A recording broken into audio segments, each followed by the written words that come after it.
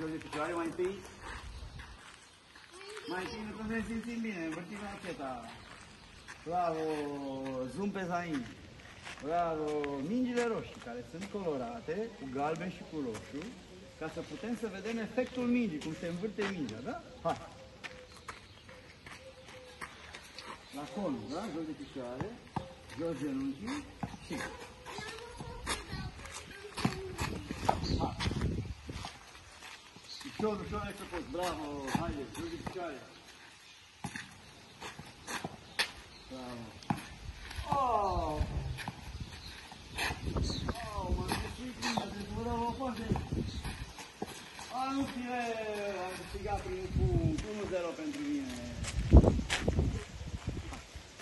Dacă fi mai rapid la mingi, da? Așa, toate șapte. Bravo, ca Rafa Nadal, vezi.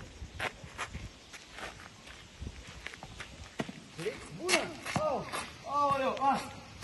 N-am ajuns la serviciu. Am egal. Vamos, Zain. Hai, dă de picioare.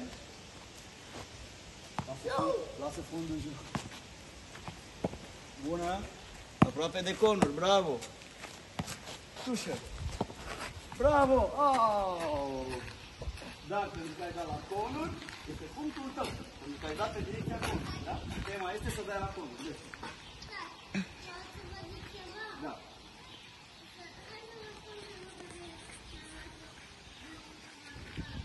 Ce jucărie?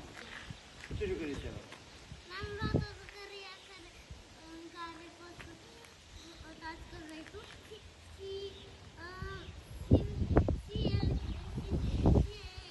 e din război Severul și înseamnă Darth Vader. Darth Vader. Bravo, să continuăm. Să continuăm asta. Aoleu! Aud! Serviciul 2. Hai, să vezi eu. Jos de picioare. Poziția pe teren. Dreapta stângă. Hai.